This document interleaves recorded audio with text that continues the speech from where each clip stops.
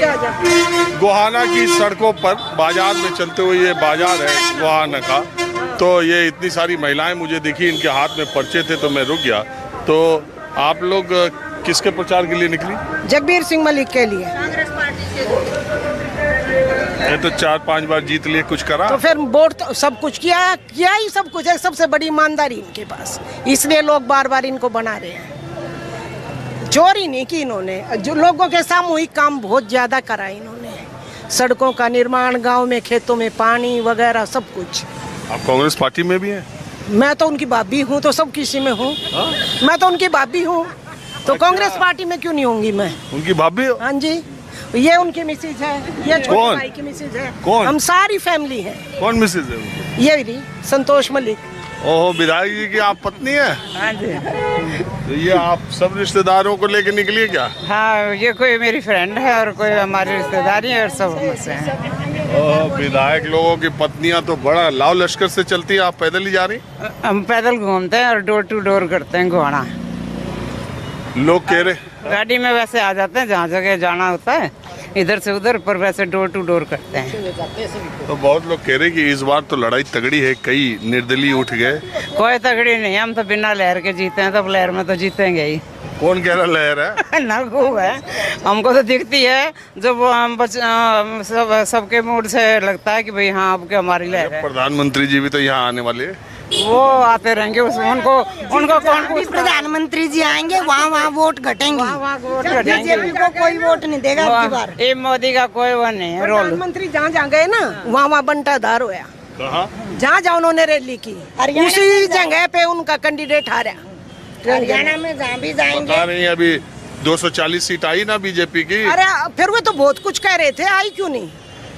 वो तो बहुत कुछ बोल रहे थे। 400 पार कह रहे थे, 400 पार तो नहीं हुई, मिलजुल के सरकार। तो हरियाणा में 5 तो आ गई।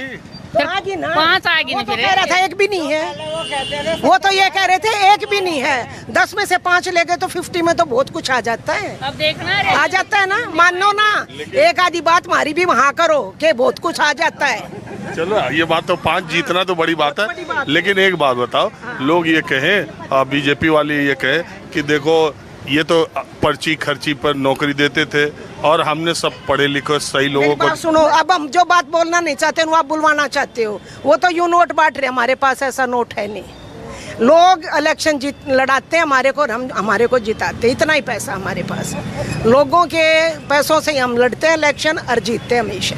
क्या बोले आप? हम ये कह रहे हैं कि आप कहते हो ना पर्ची खर्ची की, जितना करप्शन इस बीजेपी सरकार में बढ़ा है, तो यही कहते हैं कि करप्शन कांग्रेस में था। ना बिल्कुल झूठी बात है। मैं इस बात की गारंटी दे सकती हूँ कि सब जगह बड़ी पोस्टों पे आरएसएस के जितने भी थे, जो एक दिन भी सरकारी नौकरी में नहीं, उनको डायरेक्टर लगा दिया।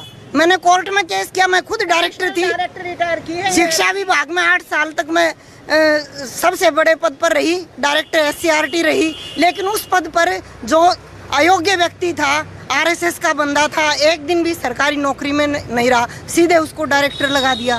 इतना भ्रष्टाचार तो कहीं भी नहीं देखा। वहाँ 200 करोड़ का बजट आता था, उसको खाने के लिए बीजेपी ने, मैंने 35 साल की नौकरी में 1 रुपया कभी किसी से नहीं लिया और मुझे हटा करके, क्योंकि मैं मलिक साहब के परिवार से थी, इसलिए मुझे हटाया और उनको लगाया। नकाई था वो। और जैसे ये राशन बांट रहे हैं, ऐसे ये नौकरियां बांट रहे हैं। ये मैंने 50,000 की नौकरी हो, 60,000 की नौकरी हो और अपने 15-15, 20-20 हजार में पकड़ा के। अच्छा, एक बात आप बताइए कि बीजेपी ये कहती है कि हमने महिलाओं की सुरक्षा की और लॉ एंड ऑर्डर, कानून व्यवस्था ठीक किया, गुंडागर्दी खत्म की। कानून व्यवस्था ठीक नहीं है, सब जगह करप्शन है, सब जगह गुंडागर्दी, कोई कानून व्यवस्था ठीक नहीं।